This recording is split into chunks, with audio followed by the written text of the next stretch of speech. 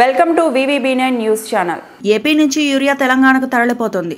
Urea అందించడంలో పట్టలకు గిట్టుబాటు ధర కల్పించడంలో కూటమి ప్రభుత్వం విఫలమైంది. అన్నదాత పోరు కార్యక్రమంలో వైఎస్ఆర్సీపీ మాజీ ఎమ్మెల్యే కేతిరెడ్డి వెంకటరామరెడ్డి సంచలన వ్యాఖ్యలు. బస్తా 270 రూపాయలకు దొరకాల్సిన చోట ఈ రోజు 450 రూపాయలు 600 రూపాయలకి ఒక్కొక్క బస్తా మీద అమ్ముతున్నారంటే అందరికీ తెలుసు ఎక్కడ పోతున్నాయో, అన్ని తెలంగాణకు పోతున్నాయి.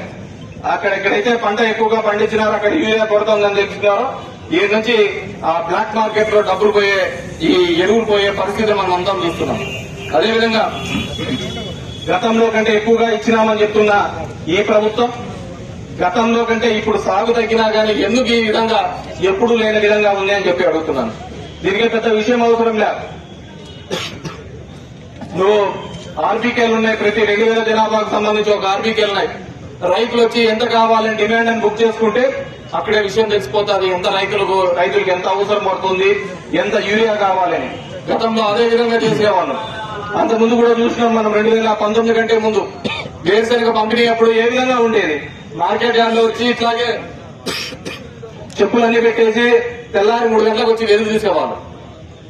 తర్వాత క్రమంలో ఎప్పుడైతే ఆర్బీకే ద్వారా మనం ఇస్తున్నామో ఎక్కడే కానీ క్యూలు కానీ వేరుశనగలో ఈ విధంగా ఇబ్బందులు పడుతున్నాయని ఎక్కడే కానీ చూసిన సందర్భం లేదు. ఎందుకంటే ఒక ఆలోచన విధానం ఉండాలి, రైతాంగానికి మేలు చేయాలని ఒక ఆలోచన విధానం ఉండాలి. కానీ ఈ ప్రభుత్వం అలాంటివి ఏవే కానీ చేయకుండా ఎంత అవసరమవుతుందనేది కంప్లీట్ గా వ్యవసాయాన్ని పూర్తిగా నిర్లక్ష్యం చేసి వీళ్ళ సోకులకు వీళ్ళు ఇచ్చే స్టేట్మెంట్లకు మనం చూస్తూనే ఉన్నాం. ఈ 2 ఏళ్లలో వరి ఏ విధంగా గిట్టుబాటు ధర లేకుండా పోయింది. మిరప కోసం ఏ విధంగా గిట్టుబాటు చేయండి. నేను ఒకసారి ముదుగుబ్బ నుంచి పులివెందులు పోతుంటే మా ముదుగుబ్బ నుంచి దగ్గర 500-600 మంది పొద్దున్నే బొలేరోలోనూ ఆటోలోనూ పోతున్నారు. ఏమా ఇట్లా వస్తున్నారు అంటే ఈడ మిరపకు ఉంది అని చెప్పి మిరప కోసం కోయడానికి పోతున్నాం పట్టణానికి అన్నారు. సరే అని చెప్పి అమ్మకపల్లి దగ్గర అడిగినా, అక్కడున్న రైతులను అడిగినా ఏం లేదా మిరప ఎంత ఉపయోగపోతుందంటే గతంలో 53 కేజీలు ఒక మూటకి 53 కేజీలు వాళ్ళు లెక్కేస్తారట. 53 కేజీలకు లెక్కేసేది గతంలో 5,000, 6,000 ఉండేది.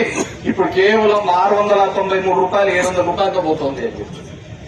ప్రతి చోట కూడా ఈరోజు వరి, మిరప, పత్తి, జొన్న, కందులు, మినుములు, కసలు, మొక్కజొన్న, సజ్జలు, రాగులు, అరటి, చీని, పొగాకు, ఉల్లి, ఏ దానికైనా చూడండి.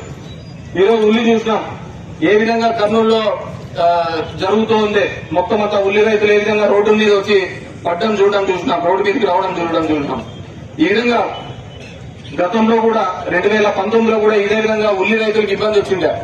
మహారాష్ట్ర అక్కడంతా విపరీతమైన వర్షాలు పడ్డము, ఆ ఉల్లికంతా సమస్య రావడం, కర్నూలు జిల్లాలంతా రావడం చూస్తే ఆ రోజు దగ్గర 9,025 టన్నుల ఉల్లిని ప్రభుత్వమే కొనుగోలు చేసింది.